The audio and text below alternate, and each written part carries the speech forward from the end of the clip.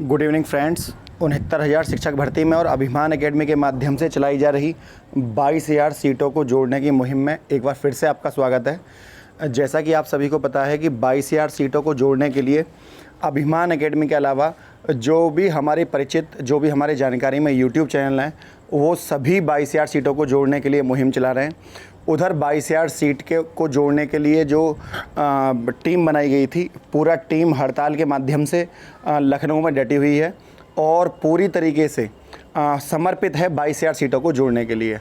बहुत ज़्यादा आभार जो अभ्यर्थी लखनऊ आ रहे हैं। क्योंकि एक रीज़न ये भी है कि यदि ज़्यादा बड़ी संख्या में अभ्यर्थी लखनऊ आते हैं तो वहाँ पर सीधा फ़ायदा जो हो जाता है ना, वो फ़ायदा हो जाता है उन अभ्यर्थियों को जिनको ये उम्मीद है कि हमारे 64% नंबर हैं, 63 हैं, 62 हैं, 61 है, 60 हैं, तो आज नहीं तो कल हमको नौकरी मिलेगी। उनकी उम्मीदों को बनाए रखने के लिए ये हड़ताल एक कहीं ना कहीं मील का पत्थर साबित हो रही है। क्यों? क्योंकि जिन भाइयों को ये पता है कि हमारी लास्ट एज है और इसके बाद हम भर्ती ही नहीं देख पाएंगे, तो उनके लिए तो आखिरी उम्मीद है हड़ताल। उधर कुछ अभ्यर्थियों को मेरे पास फ़ोन आ रहे थे कि सर क्या प्रत्यावेदन सौंपना है, क्या सर प्रत्यावेदन वालों को नौकरी मिलेगी।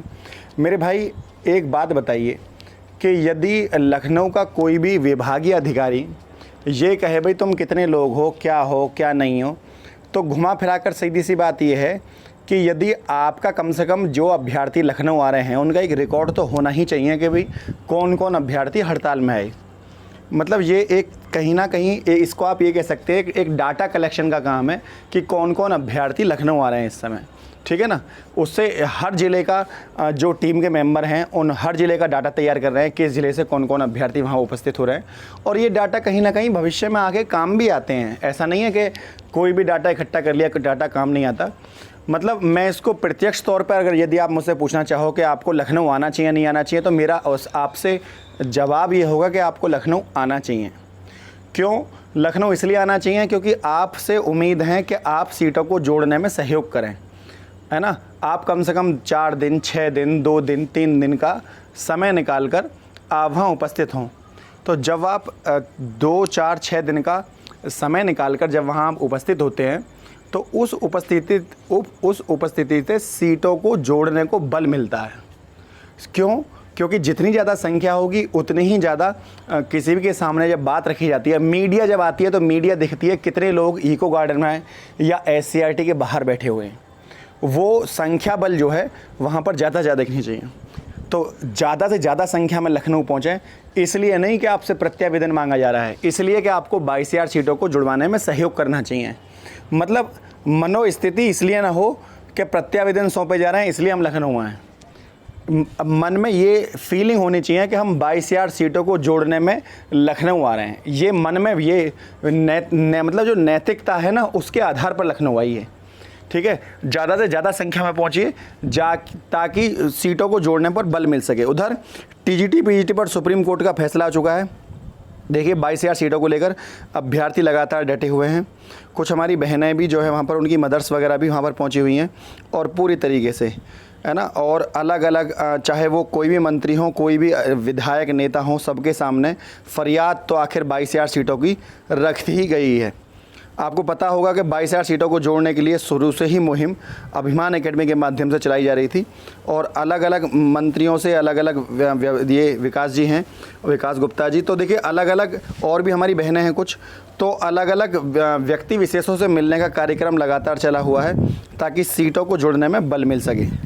इससे फ़ायदा क्या होगा? इससे फ़ायदा ये होगा कि 22,000 सीटों को जोड़ने को लेकर ये जो हैं, ये कैबिनेट मंत्री हैं सतीश महाना जी, है ना, इनसे आज जो है मुलाकात हुई। और उधर देखिए यहाँ पर साफ साफ लिखा हुआ है 31 अक्टूबर को TGT PGT का पेपर होना है।